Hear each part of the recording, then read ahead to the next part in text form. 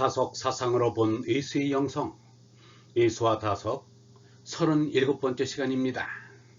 오늘은 참이란 부귀를 넘어서는 것, 참이란 부귀를 넘어서는 것이라는 제목으로 말씀드리겠습니다. 요즘에는 이 나라에서도 타조를 사육하는 농장이 있다고 합니다. 먹이를 먹을 때는 내놓고 먹은 후에는 타조의 입에 철로 만든 입마개를 해 놓는다고 합니다. 그렇지 않으면 힘센 타조가 약한 타조를 계속 쪼아서 약한 타조의 털을 다 뽑아버린다는 것입니다. 어떻게 세웠는지는 모르겠으나 하루에 5,000번 이상 쫀다고 합니다.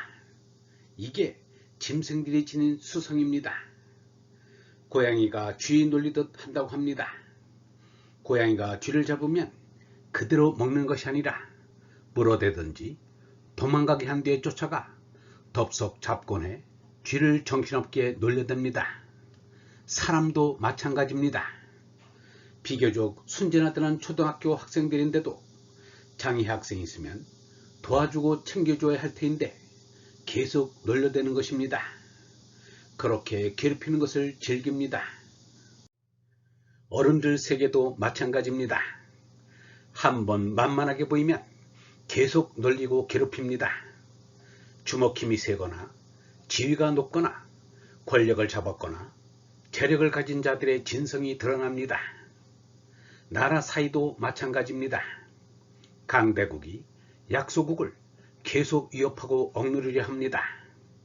예수가 말하기를 내 나라는 땅에 속한 나라가 아니다 라는 말은 탐욕의 탐과 진성의 진과 음욕의 지혜의 짐승성길인 수성이 지배하고 설치는 나라가 아니라는 것입니다. 수성이 지배하는 것은 더러운 곳인 애토입니다. 오줌덩이 많아 더럽다는 말이 아닙니다. 수성이 없는 얼나라는 깨끗한 나라 정토입니다. 바리새 사람들과 율법학자들이 예수께 와서 말하기를 당신의 제자들은 왜 조상들의 전통을 어기고 있습니까? 그들은 음식을 먹을 때 손을 씻지 않으니 어찌된 일입니까? 예수는 그들에게 이렇게 대답하였습니다. 입으로 들어가는 것은 사람을 더럽히지 않는다. 더럽히는 것은 오히려 입에서 나오는 것이다. 입으로 들어가는 것은 무엇이나 뱃속에 들어갔다가 뒤로 나가지 않느냐. 그런데 입에서 나오는 것은 마음에서 나오는 것인데 바로 그것이 사람을 더럽힌다. 마음에서 나오는 것은 살인, 간음, 도둑질, 거짓 증언, 모독과 같은 여러 가지 악한 생각들이다. 이런 것들이 사람을 더럽히는 것이지 손을 씻지 않고 먹는 것이 사람을 더럽히는 것이 아니다. 예수가 말한 하늘나라는 공간적으로 푸른 하늘을 가리키는 것이 아니라 하느님이 보내신 어의 나라를 뜻하는 것입니다. 땅의 나라는 사람의 몸나가 지닌 짐승성길인 수성이 지배하는 나라를 뜻합니다. 주의 기도문에 나라가 임하옵시 멸한 하느님께서 보내시는 얼이 오셨다는 뜻입니다. 예수가 말하기를 너희도 알다시피 세상에서는 통치자들이 백성을 강제로 지배하고 높은 사람들이 백성을 권력으로 내리누른다. 그러나 너희는 그래서는 안 된다. 너희 사이에서 높은 사람이 되고자 하는 사람은 섬기는 이가 되어야 한다. 사실은 사람의 아들인 나도 섬김을 받으러 온 것이 아니라 섬기러 왔고 많은 사람을 위하여 목숨을 바쳐 사람값을 하러 온 것이다. 그러나 인류 역사는 짐승의 수성이 이끄는 제나의 사람들이 지배해 왔습니다. 오늘에도 마찬가지입니다. 권력의 힘이나 재력의 힘을 가진 자들이 힘없는 이를 누르고 짓밟았습니다. 그리하여 힘있는 놈들끼리 싸움질을 해왔습니다. 부귀일이란 말은 세상 사람들이 돈과 감투만을 찾는 시대란 말이다. 배운 사람이나 안 배운 사람이나 다 마찬가지다. 모르는 사람은 몰라서 그렇다고 하지만 아는 사람은 참을 아느냐 하면 참을 모른다. 아는 것은 부귀뿐이다. 부귀란 식색의 사회적인 표현이다. 시간과 공간에 사로잡힌 곧 생사에 맨 죄나 살이다. 그것은 참 아는 것이 아니다. 참이란 부귀를 넘어서야 한다. 식색을 넘어서야 한다. 시공의 세계를 넘어선 어뢰 사람이 양지를 지닌 사람이다. 예로부터 위인불부란 말이 있다. 사람이 되어야지 부자가 되는 것이 아니라는 것이다. 사람과 부자를 가릴 줄 아는 것이 양지이다. 사람의 본성은 사람이 되는 것이지 부자가 되는 것이 아니다. 인생의 평안을 생평이라 한다. 사람들은 생평을 보자고 평생을 떠돈다. 인생의 생평, 인류의 평안은 전 인류가 두고두고 말하며 내려왔다. 꼭 무슨 권력이나 재물을 얻어서 생평하겠다는 것이 아니다.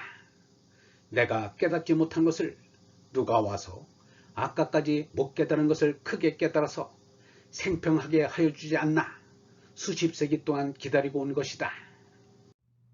이렇게 생각하면 참으로 불행한 인생처럼 보인다. 이 불행을 전 인류가 지니고 오늘날까지 온 것이다. 불행한 인생이라는 것을 우리가 알아야 한다. 더구나 이 불행에 권력이나 금력을 가지고 더 한층 불행의 원인을 만든다면 그 사람은 모름지기 불행의 맨 밑바닥 지옥이라는 것을 맛보고 가는 것밖에 안 된다. 논어와 맹자도 읽으면 읽을수록 맛이 깊은 것을 느끼게 됩니다. 그러나 형이상에 관심 있는 이들에겐 노자와 장자의 더 매력을 느끼는 것이 사실입니다. 노자가 덕유산이라면 장자는 설악산입니다. 설악산은 기암괴석과 단의 절벽으로 사람을 경이롭게 하는데 등반에는 힘이 들고 어렵습니다. 장자를 번역하면서 재물이라는 단어로 안간힘을 쓰게 되었습니다. 앞서 사람들은 글자 그대로 한 가지 죄로 풀어놓았습니다. 그래서 무슨 뜻인지 애매하였습니다.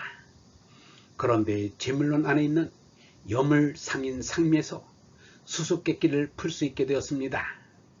뭔과 더불면 서로 싸우거나 서로 음란해진다. 그래서 가지런 할 죄 한 가지 죄가 아니라 씻을 죄, 깨끗할 죄임을 알게 되었습니다. 물질에 대한 애착이나 욕망을 씻어버려 한다는 뜻입니다. 물질에 휘감기면 사람 노릇 못하게 됩니다. 씻어 닦기는 장자의 재물정신입니다. 재물정신은 원로 손남입니다. 라빈드라나트 타고르의 재물숙령 정신을 만나봅니다. 사람이 생각하는 범위는 온통 하느님에까지 넓혀야 한다. 그리하여 하느님의 생민 얼로 살며 기뻐하자는 것이다.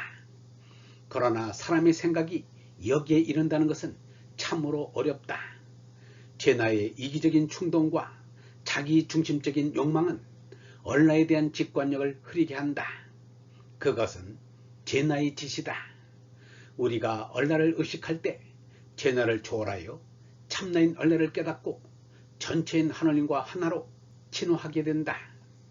우리는 생각의 자유를 얻는 것에 대하여 값을 치러야 한다.